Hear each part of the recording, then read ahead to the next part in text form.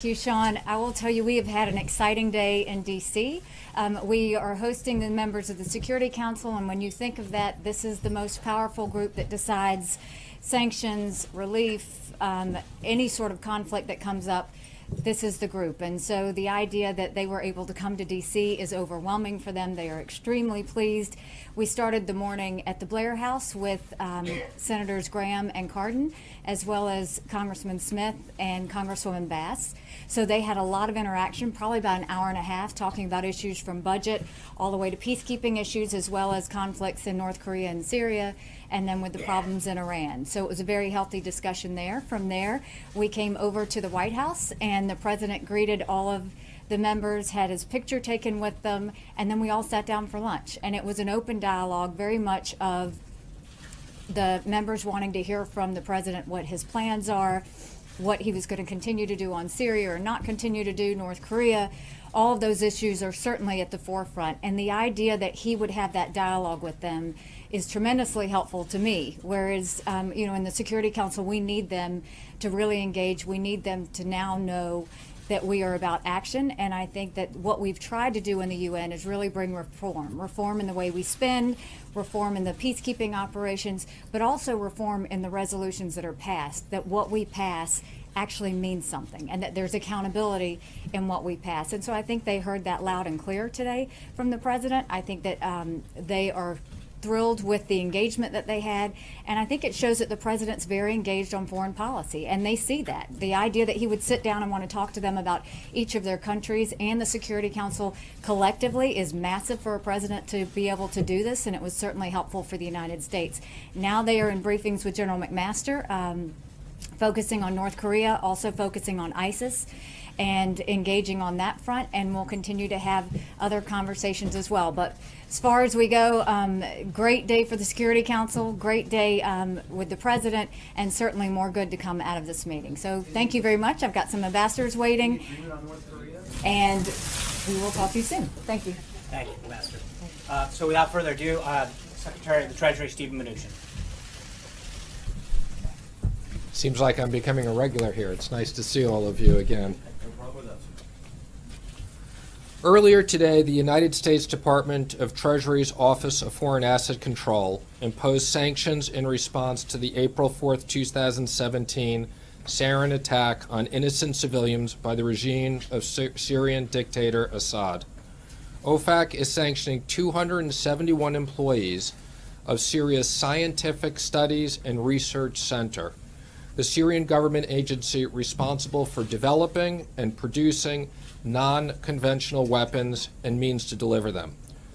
OFAC has targeted these 271 employees because they have expertise in chemistry and related fields or have worked in support of chemical weapons programs since at least 2012. Today's action, less than 3 weeks after the attack on Khan Sheikhoun, is one of the largest ever executed by OFAC. In a single action, we are more than doubling the number of individuals and entities sanctioned since the start of the Syrian conflict pursuant to Syria-related executive orders. These sweeping sanctions are intended to hold the Assad regime and those who support it, directly or indirectly, accountable for their blatant violations of the Chemical Weapons Convention in UN Security Council Resolution 21-118. The United States is sending a strong message with this action that we will not tolerate the use of chemical weapons by any actor, and we intend to hold the Assad regime accountable for its unacceptable behavior. The Treasury Department, together with the Department of State and our international partners, will continue to relentlessly pursue and shut down the financial networks of any individuals involved with Syria's production or use of chemical weapons. I'd also comment that recently we had sanctions on North Korea and Iran, and will also continue to add to and monitor those as appropriate. And with that, I'd be happy to take a few questions. Is this the only round of sanctions we can expect against Syria in the wake of that chemical weapons attack, or are you considering more? And are you considering the possibility of sanctions against Russia for not going far enough to try to dissuade Assad? We don't comment on the specifics of sanctions that we are going to do in the future. But again, what I will tell you is these sanction programs are very important, they're very effective, and we will continue to use them to the maximum amount available by law. Secretary, on the budget, is the border wall a deal breaker for the president, even to the point of a government shutdown? I'm not going to comment on the specifics of that, but what I will say is I was in a meeting this morning with Director Mick Mulvaney and other senior people. The president is working hard to keep the government open and addressing various issues. Secretary, can you tell us what these sanctions actually do? What is different today than was different yesterday before OFAC moved?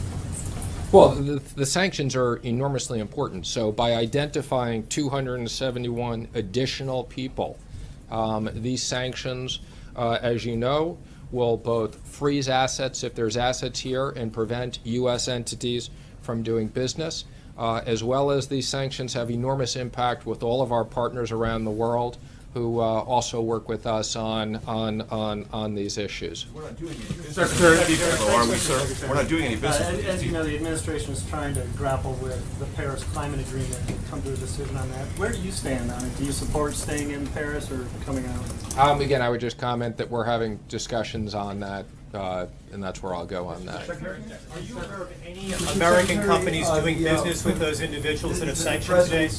Said last week there'd be a tax reform proposal released Wednesday.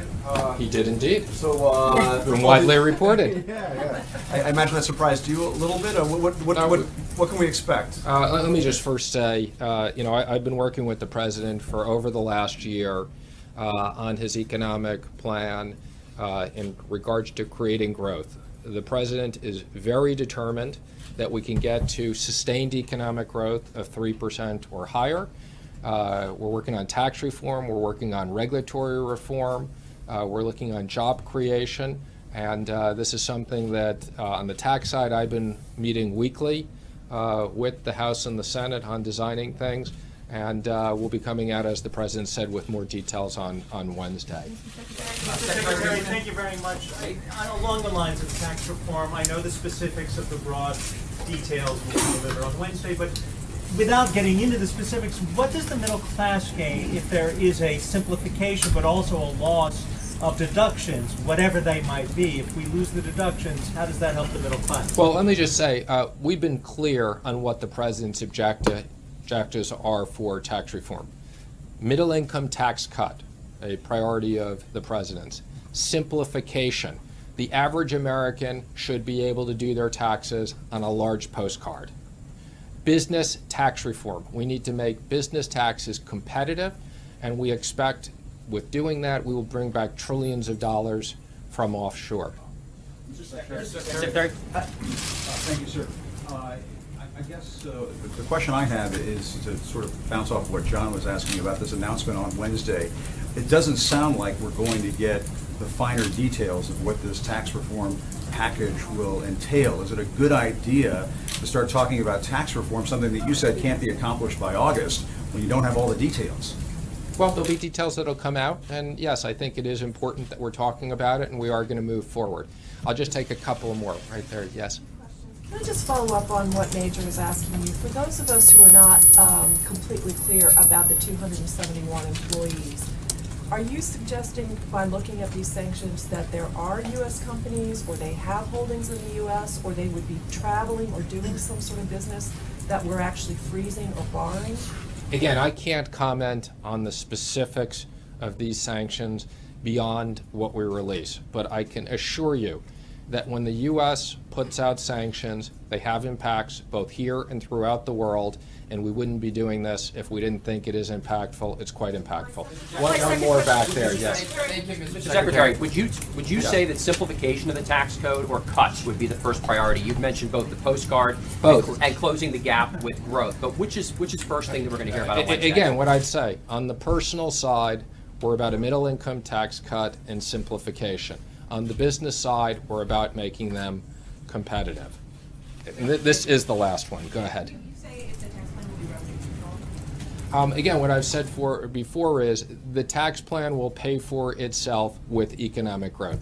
Thank you, everybody. Nice to see you. Thank you, Mr. Secretary and Ambassador Haley. I just want to kind of walk through what the rest of the day and the week, and then we'll get to some questions. As you know, this morning the President had a call with German Chancellor Merkel, who had extended a gracious invitation for the first daughter and assistant to the President, Ivanka Trump, to attend the W20 summit. Tomorrow, Ivanka will be in Berlin at the W20 participating in a panel that is entitled Inspiring Women, Scaling Up Women's Entrepreneurship. This follows the roundtable on vocational education and workforce development, issues that are central both to Ivanka and the Chancellor's agenda that they hosted here at the White House in March. While in Germany, Ivanka will also visit a school for interactive tour and discussion with students participating in the Apprentice program. In commemoration of Holocaust Remembrance Day, she will visit the memorial to the murdered Jews of Europe in Berlin. A readout of the President's and Chancellor Merkel's call should be out already. Following that call, the President spoke with Dr. Peggy Whitson, the commander of the International Space Station, via video teleconference. As I told you guys last week, Dr. Whitson, who is on her third extended stay aboard the International Space Station, breaks the record for the most space time of any American astronaut. The President was honored to celebrate this incredible achievement by Dr. Whitson and the American space program and discuss the exciting future of space exploration and space science, including how the Inspire Women Act, which the President recently signed, ensures that NASA continues recruiting women for important STEM-related jobs in aerospace. After that, as I mentioned at the top, the President had a working lunch with UN Ambassador Nikki Haley and the other ambassadors of the countries that are part of the UN Security Council. Under the President's leadership, America has once again taken a leadership role on the world stage, and our global partners have welcomed this renewal of American diplomacy.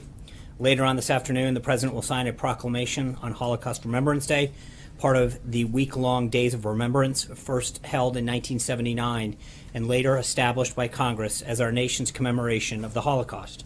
Tomorrow, as every president since the United States Holocaust Memorial Museum opened in 1993, President Trump will participate in a Days of Remembrance commemoration.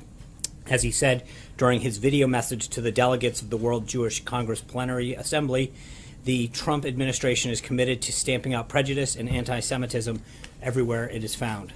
Following the proclamation, the President will host a credential ceremony for newly appointed ambassadors. He will then have dinner with Senator and Mrs. McCain and Senator Lindsey Graham. Later this evening, the Vice President will return to Washington, where he's finished his time throughout the world. While in Hawaii today, the President will have lunch with U.S. troops at Joint Base Pearl Harbor Hickam and participate in an arrival ceremony and U.S. PACOM before boarding Air Force Two for the ride home to Washington. As we get closer to the President's 100th day in office, throughout the week, the White House is hosting briefings and events to provide several opportunities for many folks in the press to hear directly from the administration and our officials on what we've achieved in the first 100 days and what we're looking to continue to achieve on days 101, 102, 200, etc. Throughout the week, the President, cabinet officials, and senior White House staff will be talking about the President's agenda on national, local media, and various platforms. Finally, I wanted to acknowledge the distressing reports regarding American citizens coming out of the Ukraine and North Korea. We're deeply saddened by the death of a paramedic and United States citizen serving in the Organization for Security and Cooperation in Europe Special Monitoring Mission. We extend our deepest condolences to his family, friends, and loved ones, and wish his colleagues who are injured in the blast a quick and speedy recovery. We call on all parties to cooperate with the Special Monitoring Mission to allow it to fully investigate this incident. The tragic death of a staff member only serves to underline the urgent need for all sides, particularly the Russian-led separatist forces, to implement their commitments under the Minsk agreements. We are also aware of reports that a United States citizen was detained in North Korea over the weekend. The protection of United States citizens is one of our government's highest priorities. I would direct any further inquiries on this matter to the State Department. Also on North Korea, on Wednesday, the White House campus will play host to a briefing for all 100 U.S. senators on the subject. The briefers will be Secretary Tillerson and Mattis, Director Coates, and General Dunford. This is a Senate briefing convened by the Majority Leader, not a White House briefing. We are just serving as the location. For further questions, I would direct you to the Majority Leader's office and the office of the 4 briefers. With that, glad to take a few questions. Yep. Talking about the budget, how committed is, if this was asked earlier, but can you talk about how committed the president is to having the border wall funded this week, or having some funding in that spending bill? And if it is not in there, will he sign it? Well, again, those negotiations continue with House and Senate leadership. Obviously, the money for our military and our border security and wall have been part of that request, and that is something that those are the president's priorities heading in, with respect to the CR and keeping the government open. I think we feel very confident where we're headed, and I'm not going to get ahead of the negotiations that are ongoing. Director Mulvaney has been very, very deep in those discussions, and I expect there to be an announcement soon but I'm not going to start to take things on and off the table with respect to what the president may or may not do. Phil. Yeah, Sean, just doubling up on that question there about the CR debate and the funding. Does he specifically expect there to be funding for the border wall, or would border security measures be enough to satisfy the president? And how do you differentiate between the two? For example, what could be funded in the CR that you could say is part of the wall, even if it's not explicitly right? So there's obviously a a lot of components to that. You've got fencing and drones, and I don't want to get ahead of those negotiations. They are ongoing, but the president's priorities have been very clear from the beginning. It sounds, Sean, just to follow up, are we backing off on the wall? Are we saying it is on the table? No, we're saying that the president has made very clear that he's got 2 priorities in this continuing resolution. Number 1, the increase in funding for the military, and number 2, for our homeland and border security and the wall. But I'm not going to start to get into, we were having a negotiation with House and Senate leadership, and to prejudge where it ends up at this point would be, would not be prudent. Trey. I have 2 questions for you. On the Syrian economic sanctions, how will the administration determine how effective they are?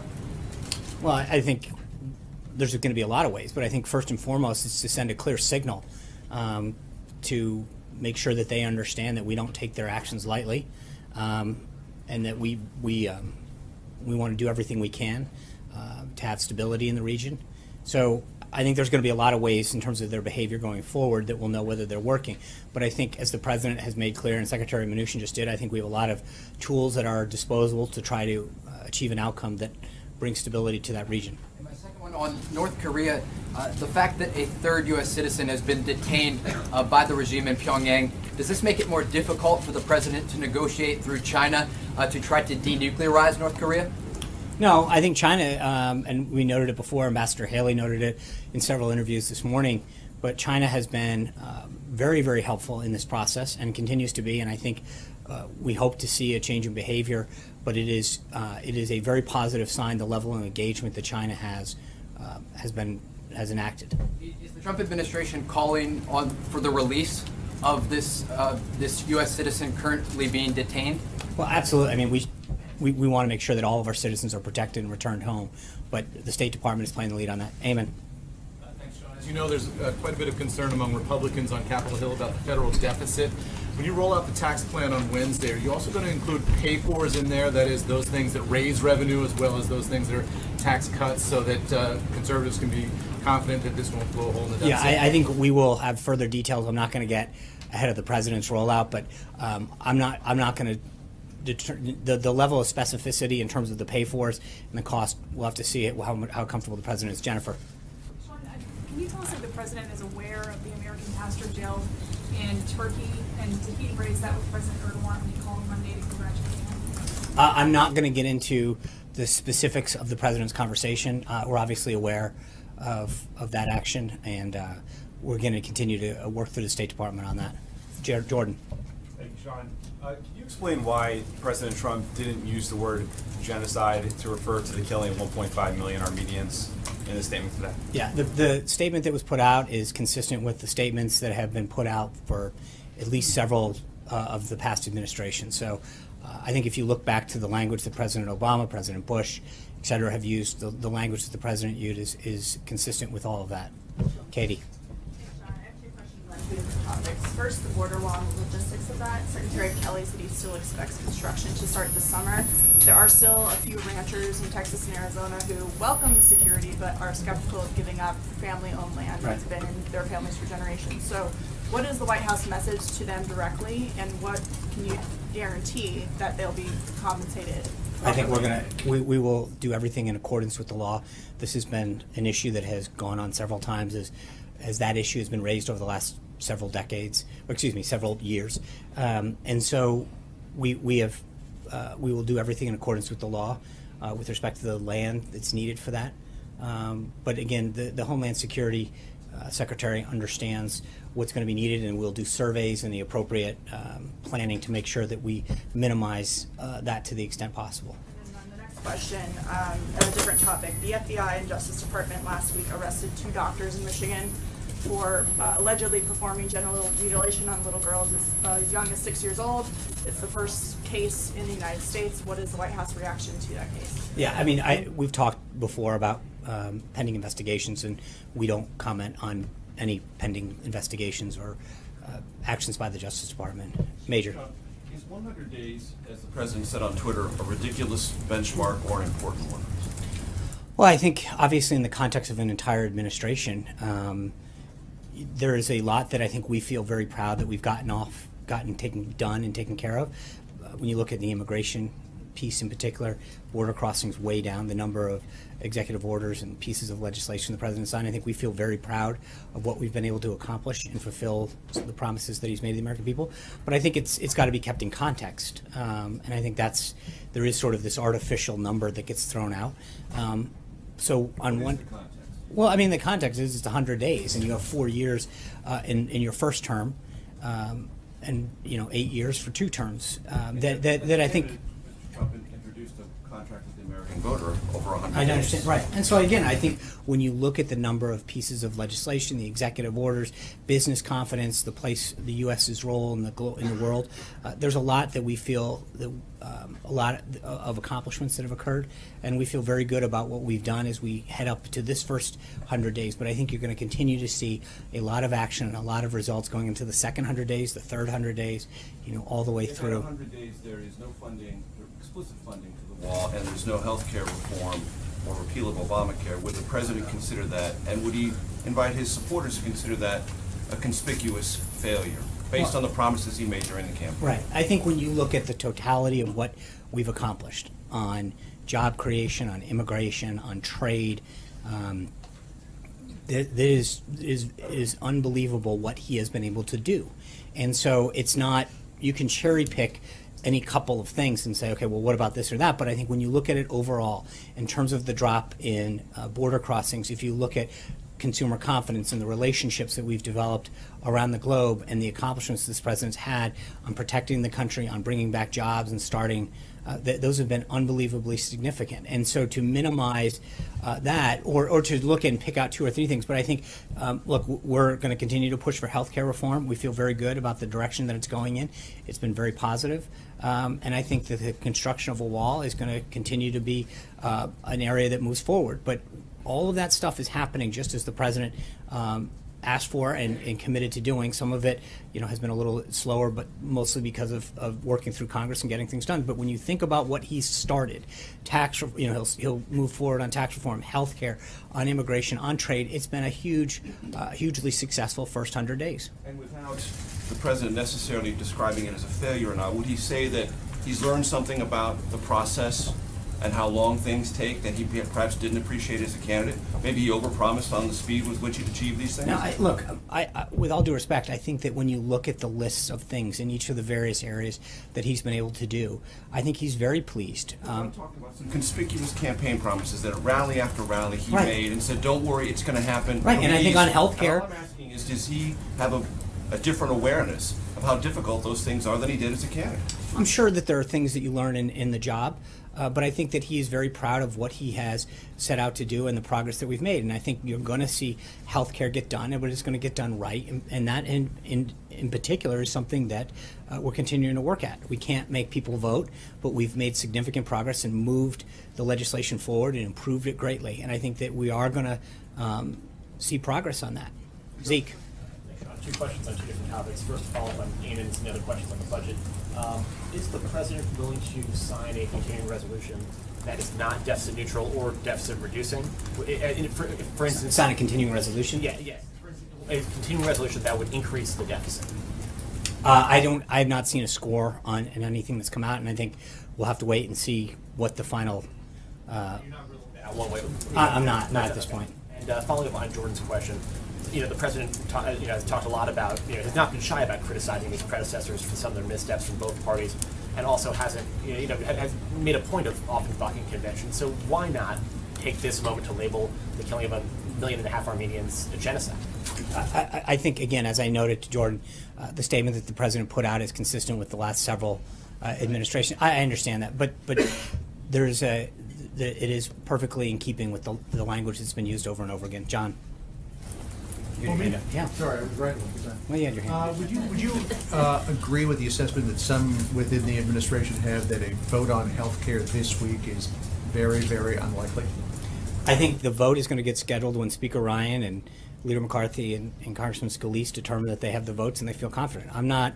I think we've been very clear. The president made it clear on Friday when he was walking back over from the Treasury Department that if it happens and we have the votes this week, great. If it's next week or the week after, but I think we want to make sure that we've got the votes and we're headed in the right direction before putting some kind of artificial deadline. But would you think that this week is unlikely?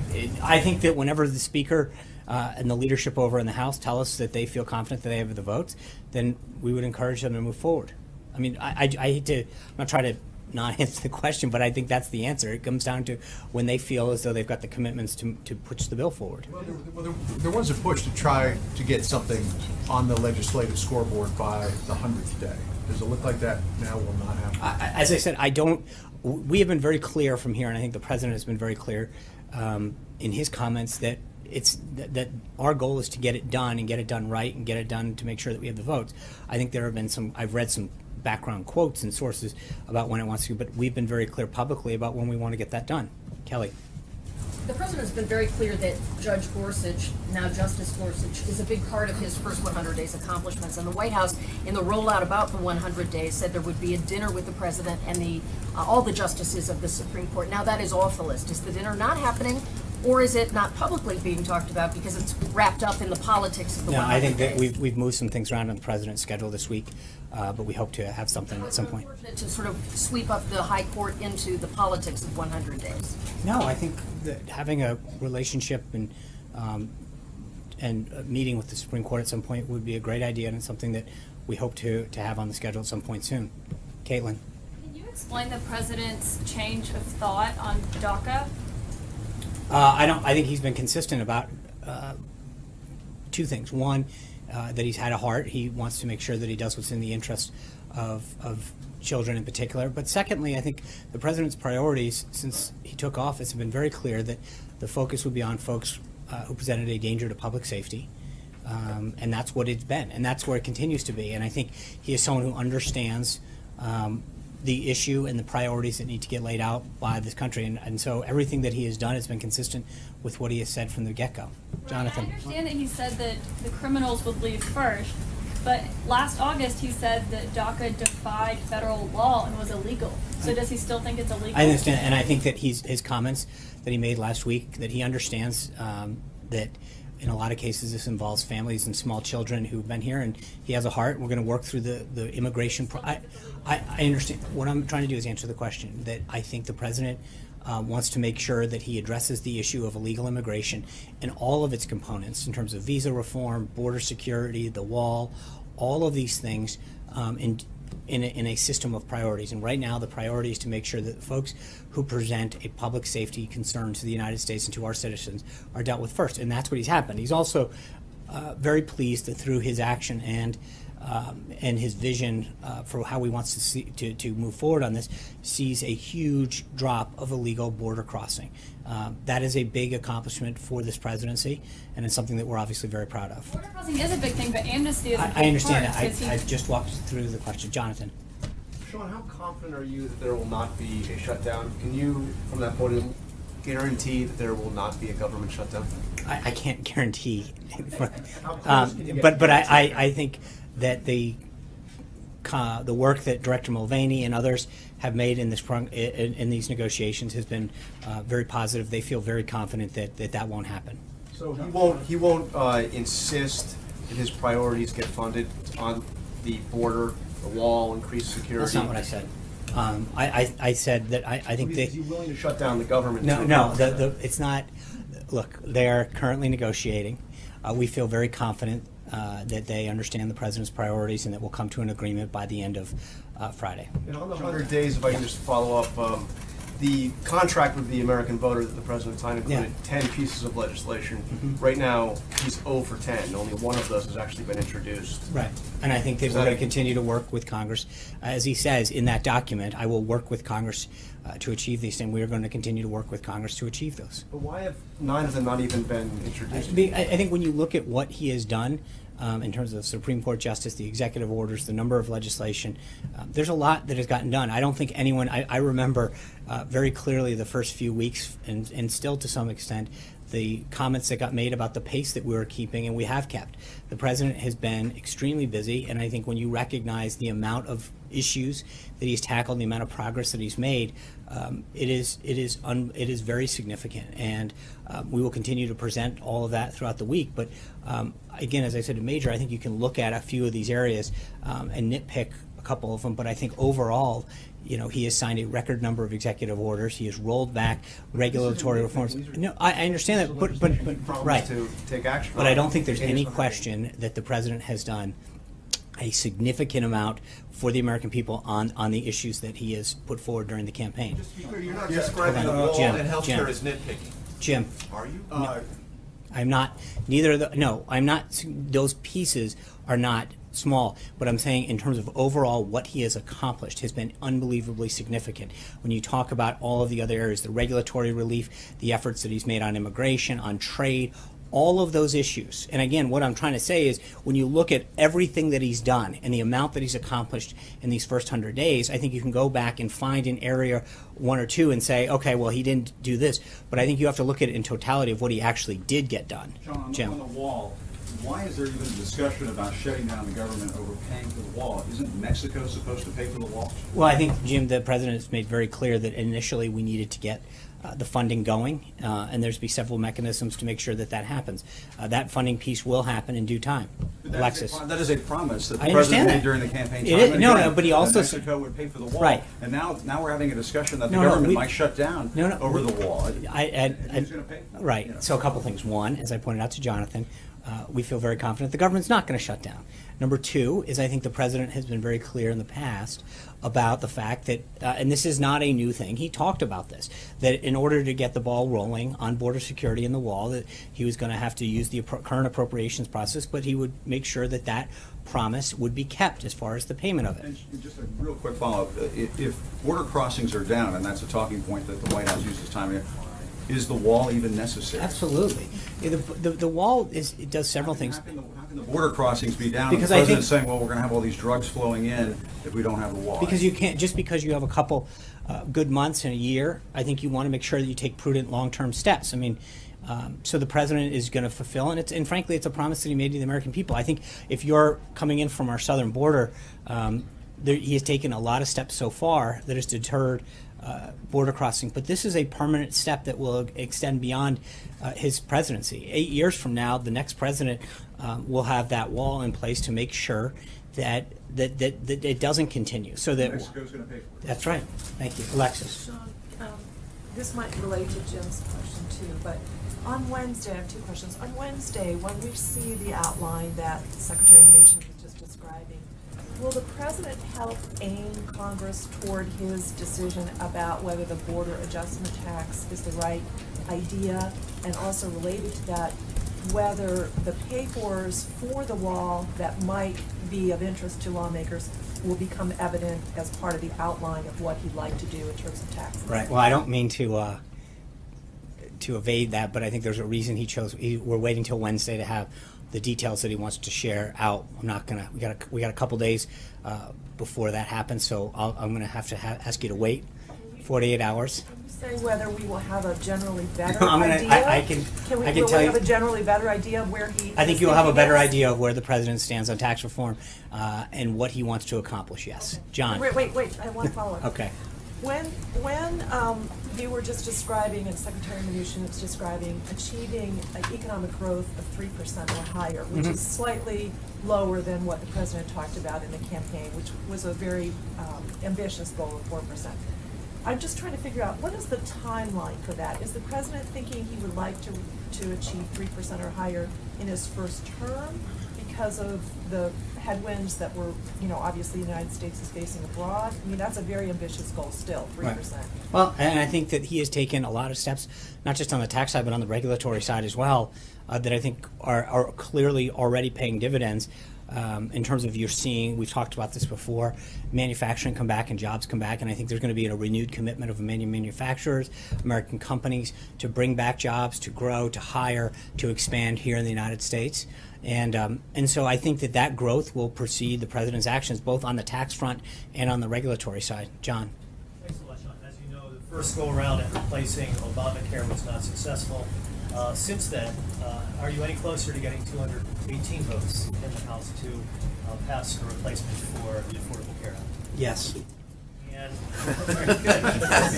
Got a number? And yeah, elaborate a little bit more than yes. Well, first of all, we only need 216. You're making it a little tougher on us right now. But I do think that we have seen progress with members in terms of some of the changes that have been made to make it a stronger bill. But we're getting close, and as I mentioned at the outset, when I think the president feels confident that or when the leadership of the House tells them that they feel confident that they have the votes, then I'm sure they'll call a vote, but that's up to them to decide. And a separate one, obviously a different topic, and that's the election over the weekend in France. Yeah. Any comment on the results that came out of France over the weekend? Would the president be satisfied with either alternative, Macron or Le Pen? Yeah, obviously, it's up to the people of France to decide who their next leader are, and we respect the decision that they make in May. So our job is to work with whomever the French people choose. Anita. Two questions. One, on the budget spending plan, what is the president doing? I understand Mick Mulvaney and others are doing things. Is he calling members? I don't see anything on his schedule for this week. Are members coming over? What is his? As needed, he'll be involved. I think the legislative team has been giving him updates, and as he's needed. He has talked to members, of course. I mean, I just mentioned he's having dinner tonight with Senator McCain and Senator Graham. He's had lots of discussions with members at various times. We're not at a position now where he is actively engaging on the way he was at, say, the end of healthcare. I think as his team tells him that needs phone calls, but he is actively monitoring and being given updates by the senior team that is working with him. Talking about his priorities, I would like you to include. I think his priorities have been crystal clear. I mean, remember, it's starting in the first week of March. Director Mulvaney engaged with appropriators on the House side, and I'm not sure when he started with. So this has been an ongoing discussion now, almost for 8 weeks, with the senior team here and appropriators in the House in particular. Okay, and then on the second issue, on the 100 days, if as someone mentioned, the president tweeted that it was a ridiculous, timetable or whatever. Why is the White House doing so much this week? You have indicated that all these activities this week, from hearing from different people, are because of the 100 days. Why do this 100-day push if it's a ridiculous amount? I think we've gotten a fairly decent amount of inquiries from you and your colleagues, and so in order to answer those inquiries, yeah, well, we're givers. I don't think there's anyone in this room that hasn't lodged a request to say we're writing a story on the 100-day mark. We're doing this on the 100-day mark, and so we want to make sure that we answer your questions as truthfully as possible and as thoroughly and comprehensively. So we will have to fulfill all of these requests that are coming in from you and your colleagues. But I also think that we are very proud, and the president's very proud of what he's been able to accomplish in the first 100 days. And, as we sprint towards these final 100 days, there's two things. One, I think because of the inquiries that we've had, we want to make sure we take an opportunity to make sure that people understand how much he's done in all the different areas. But we also want to start talking about the next 100 days and what else is left to be done and how much, how we're going to continue to work hard to get all of that done. But there's a lot that has been accomplished, and I think it's appropriate to comment and to share with the American people all of the